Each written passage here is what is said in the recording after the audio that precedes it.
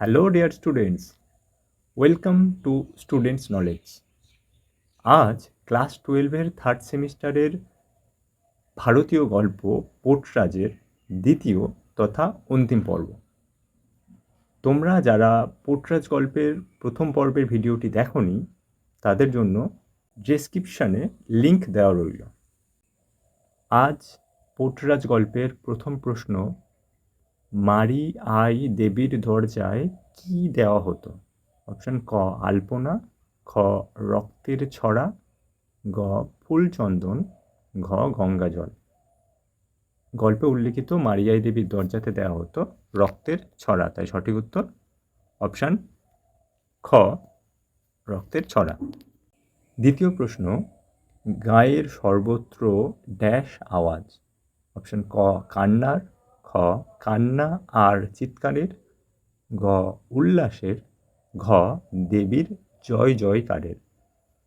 গ্রামে যখন মহামারী লেগেছিল তখন গ্রামের সর্বত্র প্রতিটি বাড়িতে কান্না আর চিৎকারের আওয়াজ আসছিল, তাই সঠিক উত্তর অপশান খ। প্রশ্ন 3, দামার বড় ছেলে কি করত? ক হাই স্কুলে পড়াশুনো, খ বাবার সহকারী, গ চাষবাস, ঘ সেবাই। দামার বড় ছেলে সে একটি হাই স্কুলে পড়াশুনো করতো, তাই সঠিক উত্তর অপশান ক। প্রশ্ন 4, দামা শুয়েছিল ক চিত হয়ে, খ মরার মতো শূন্য চোখে, গ অর্ধেক চোখ খুলে, ঘ অচেতন হয়ে। দামা যখন এই রোগের শিকার হয়েছিল তখন তার অবস্থা খুব করুণ হয়ে উঠেছিল, সে শুয়েছিল মরার মতো শূন্য চোখে, তাই সঠিক উত্তর অপশান খ। প্রশ্ন 5, কাউকে বলবি না কি বলতে নিষেধ করা হয়েছে? অপশান ক দামার অসুস্থতার কথা, খ আনন্দের স্কুলে পড়ার কথা, ঘ মহামারীর কথা, ঘ আনন্দের দেবী মূর্তি রেখে আসার কথা। এই উক্তিটি দ্রুপদ তার ছেলে আনন্দকেই বলেছিল। আনন্দ আগের দিন রাতে যখন দেবী মূর্তি গ্রামের বাইরে রেখে এসেছিল, পরের দিন মানুষ জানতে পারে যে দেবী মূর্তি গ্রামের বাইরে স্থানান্তরিত হয়েছে, তখন আনন্দকে বলেছিল যে এই কথাটা কাউকে না বলতে, যে সে দেবী মূর্তি গ্রামের বাইরে রেখেছে, তাই সঠিক উত্তর অপশান খ। প্রশ্ন 6, মাঝে মাঝে কেউ না কেউ এসে ড্যাশ দাঁড়াচ্ছে? অপশান ক দৌড়ে, খ বারান্দায়, গ উঠোনে, ঘ রাস্তায়। যখন পোর্টরাজ দামা অসুস্থ হয় তার বাড়িতে লোকজন যাতায়াত করছিল এবং মাঝে মাঝে কেউ না কেউ এসে দরজায় অর্থাৎ দৌড়ে এসে দাঁড়াচ্ছিল, সঠিক উত্তর অপশান ক। প্রশ্ন 7, তাকে উঠে বসতে দেখে দ্রুপদ একটু ড্যাশ হলো? যখন দামার রোগ সেরে যায়, দামা 2-3 দিন বিছানায় শয্যাশায়ী ছিল, তারপরে সে যখন উঠে বসে তখন তার স্ত্রী দ্রুপদ কী হয়েছিল? ক নিশ্চিন্ত, খ ঠান্ডা, গ আশ্বস্ত, ঘ খুশি। তখন দ্রুপদ একটু ঠান্ডা বোধ করেছিল, তাই সঠিক উত্তর অপশান খ। প্রশ্ন 8, মারিয়াই দেবীর কপালে কি দেওয়া হতো? ক সিঁদুর, খ চন্দনের ফোঁটা, গ রক্ততিলক, ঘ হলুদ কুমকুম।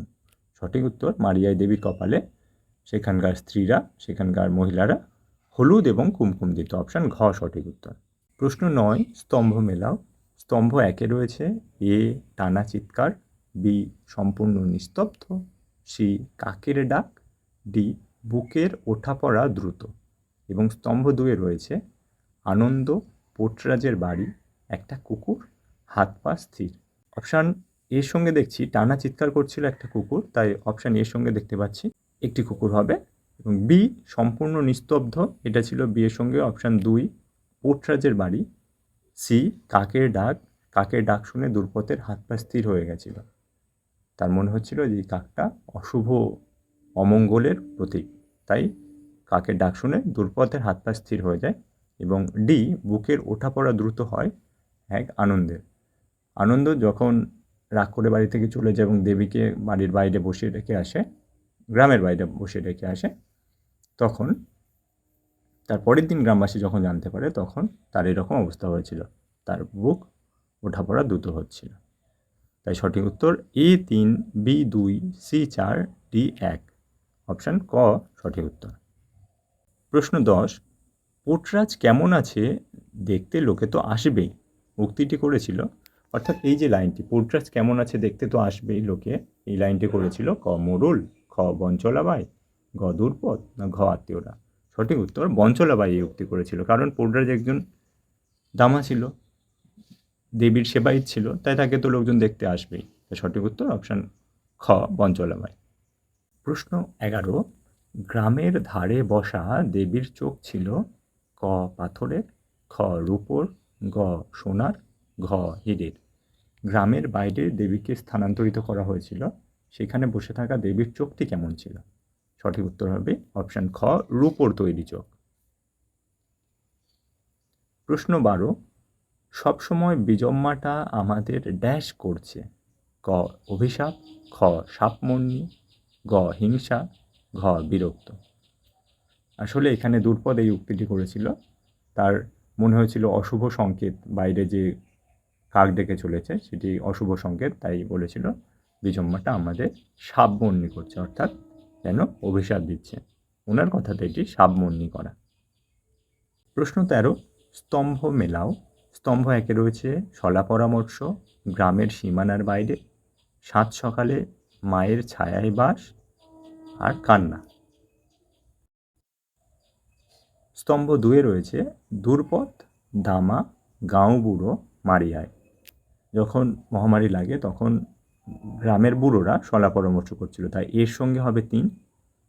গ্রামের সীমানার বাইরে মারিয়াই দেবীকে বসিয়ে রেখে আসা হয়েছিল, তাই বিয়ের সঙ্গে 4। সাত সকালে মায়ের ছায়ায় বাস করে দামা, কারণ দামা মায়ের সেবায়িত অর্থাৎ পোর্টরাজ, তাই সে তো সবসময় মায়ের কাছাকাছি থাকবেই। এবং ডি কান্না, দুর্পদ, তার স্বামী যখন অসুস্থ হয় দুর্পদ কান্নাকাটি করছিল। তাহলে হবে এ 3, বি 4, সি 2, ডি 1। সঠিক উত্তর দেখতে পাচ্ছি অপশান খ। প্রশ্ন 14, সত্য মিথ্যা নির্ণয় করো। 1, দুর্পথের ছেলে তার দিকে ঢিল ছোড়ে। এটি সঠিক উত্তর, কারণ যে কাকটি বাড়ির বাইরে গাছে বসে ডাকছিল তার উদ্দেশ্যে দুর্পথের ছেলে ঢিল ছুঁড়েছিল, এটি সত্য। 2, তোমার সম্মুখে কলা দিই নারকেল দিই। দুর্পদ এই উক্তি করেছিল, কিন্তু সে উক্তি করেছিল কলার কথা বলেনি, সে বলেছিল ভোগ দিই নারকেল দিই, কলাটি নয়, তাই এটি মিথ্যা। 3 নম্বর, ছাগল দিতে না পারলে কুঁকড়ো দিই, এটিও সঠিক, যখন সে ছাগল দিতে পারে না তখন কুঁকড়ো অর্থাৎ মুরগি বলি দেয়, মোরগ বলি দেয়। এবং 4, মা যদি নির্দয় হন তাকে তো কিছু দিতেই হবে, এটিও সঠিক। বঞ্চলাবাইয়ের উক্তি এটি, বঞ্চলাবাই বলেছিল মা যদি রেগেও যান, মা যদি নির্দয় হয়ে থাকেন তাকে দিতে হবে কিছুই, তাকে পুজো করতে হবে, তার যাত্রা করতে হবে। তাই 1 সত্য, 2 মিথ্যা, 3 সত্য, 4 সত্য। তাহলে অপশান গ সঠিক উত্তর। 15 নম্বর প্রশ্ন, ঘটনাক্রম অনুসারে সাজাও। মা যদি নির্দয়া হন তাকে তো কিছু দিতেই হবে, তোর স্বামীর কিছু হবে না রে, হে ভগবান গোড় দেয় না কেন কুত্তাটাকে, দামা হলো গিয়ে মায়ের পোর্টরাজ। এই লাইনের প্রথম গল্পের মধ্যে যে লাইনটা আমরা পাই সেটা হচ্ছে হে ভগবান গোড় দেয় না কেন কুত্তাটাকে। 3 নম্বরটি প্রথম লাইন হবে, তারপরে হবে বঞ্চলাবাইয়ের উক্তি, মা যদি নির্দয় হন তাকে তো কিছু দিতেই হবে 1, তারপরে 2, তোর স্বামীর কিছু হবে না রে, এবং সবশেষে হবে দামা হলো গিয়ে মায়ের পোর্টরাজ। তাই সঠিক ঘটনাক্রম অনুসারে হবে 3, 1, 2, 4। সঠিক উত্তর অপশান ঘ। ডিয়ার স্টুডেন্টস, তোমরা তো ভিডিও দেখছোই, বাছাই করা প্রশ্ন নিয়ে আমাদের এই সমস্ত ভিডিও, যা পরীক্ষার জন্য ভীষণ ভীষণ উপযোগী। তোমরা তোমাদের বন্ধুদের শেয়ার করতে ভুলো না, এবং পরবর্তী আরেকটি পর্ব নিয়ে আমরা খুব শীঘ্রই হাজির হব।